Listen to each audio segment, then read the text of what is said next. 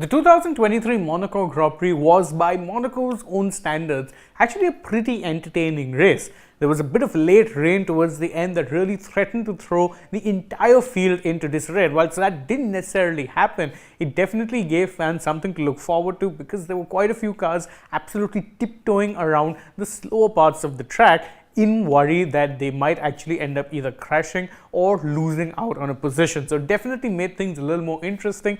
The result of it, well, it was inevitable that a Max Verstappen win was coming, especially since he was on pole, and that the person who was closest to catching him, Fernando Alonso, ended up having a bit of a mishap, but more on that in just a bit. Here are what we think are the 5 major talking points from the Monaco Grand Prix, starting with Max's domination continues on uninterrupted. There was a feeling coming into this particular race weekend that maybe, just maybe, this would be the moment where any one of Red Bull's other rivals, be it Aston Martin, Ferrari or Mercedes, could potentially strike and get the win.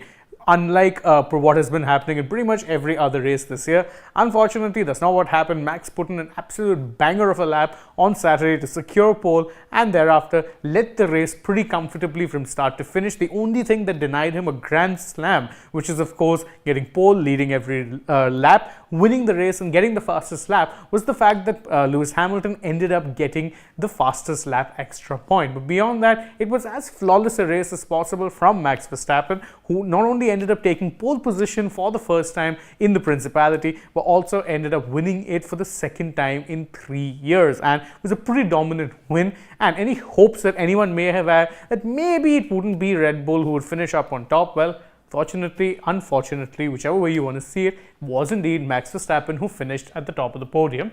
The second major talking point was that, was Alonso unlucky to actually miss out on a win? The real question is that, there was, of course, that little bit of late rain which did threaten to throw his entire race into disarray. Why? Because Alonso had actually started the race on the hard tires. Now, that's a good strategy in Monaco, where tire degradation and wear isn't as significant as it is on other circuits. And the ploy was to go long and then maybe overcut Verstappen later on. There was just one small problem. At around the time that Alonso was expected to pit, that was when the rain really hit. And at that point, he was called into the pits and given a new set of medium tires. The problem with that being, of course, was that the medium tires are dry weather slick tires. At that point, Alonso had questioned the logic, saying that considering how wet some parts of the track were getting, he should ideally be going on to the inters, and he was proven right, and 1 lap later had to come back into the pits to pit for inters. That pretty much ruined any shot he had of actually getting in with the win, because again,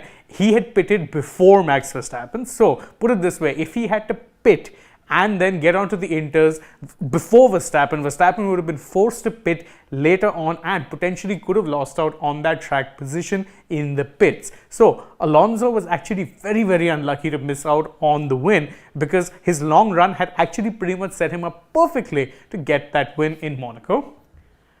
Surprise number 3, really, also the biggest surprise of the weekend, talking point number 3, was of course the upset podium finish that one Esteban Ocon ended up getting. Now, of course, wasn't that much of an upset in the sense that he did actually qualify in 3rd and then therefore held off everyone else who was trying to get at him really well. But the simple fact of the matter is that Alpine have been under a lot of pressure in recent times. What pressure? Well, their CEO Laurent Rossi has been making a lot of comments in the public saying that the team are not delivering to their potential and that there's a lot of investment for very little return. A result like this goes a long way in calming any fears that maybe, just maybe, the Renault company might consider either paring down their F1 project or maybe pulling out altogether. Of course, the latter is a very far-fetched fear, given they are committed till the 2026 regulations and beyond, but it is very much a fear that they could at least see their budget slashed. And given that Alpine is very much a works team, they are the Renault works team, it makes sense that they should not be underachieving. Whether or not this is just a one-off upset or something that they can build on going into the future, that's something that remains to be seen, but it's still very impressive that you can get a podium finish in a circuit as difficult as Monaco. Point number 4, and one that a lot of people had and in there, let's say, one of the things that they were curious to see about this weekend is, of course, the Mercedes upgrades that they were supposed to bring originally at the Emilia-Romagna Grand Prix before it was unfortunately called off. Now, early on, it is worth saying that the upgrades did look like they were a success, because again, the Mercedes car was looking better in the race, and they managed to claim a double finish of 4th and 5th, which is very good points, which currently leaves them just 1 point behind Aston Martin in the Constructors' Championship. However, I'm attaching this with a big caveat, is that unfortunately Monaco is not the best place to judge any kind of upgrades. That's because aside from being a very tricky street circuit, it's also the type of circuit that you just don't see in Formula 1 anymore. It's an outlier. There is no other circuit like Monaco, and therefore it is nigh on impossible to judge how good or bad these new upgrades were on this particular circuit. How well or badly the team does in the next race in Spain, that will be the real indicator of whether or not these upgrades were a success or a failure. But right now, both drivers have reported positive feedback, so that can really only be a good thing. And number 5, unfortunately, if you're a Ferrari fan, well, their struggles just continued on in this particular race.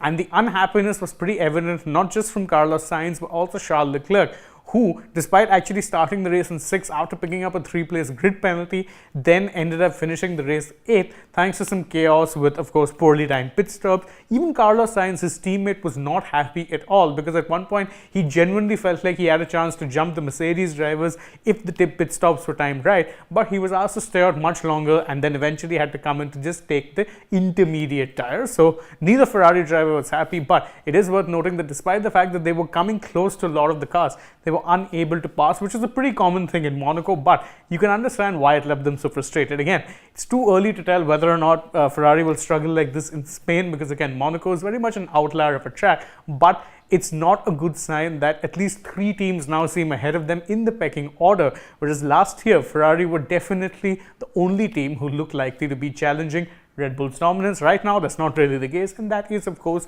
a big concern. And that's it from us. These are what we think are the major talking points after the Monaco Grand Prix. Don't forget, we have a race coming up this weekend in Spain, and we at Sports Today will be bringing you plenty of videos covering that as well. Some major talking points, few debates here or there like we do, so stay tuned for that. Thank you for joining us on this video. If you enjoyed it, don't forget, like, share it with your friends, subscribe to the channel, tap that bell icon, leave us a comment, follow us on Instagram, Twitter, and Facebook, and don't forget to download the AajTak app as well. Plus, if you're already on the channel, go ahead, check out some other videos that we've done. For now, from my side, goodbye.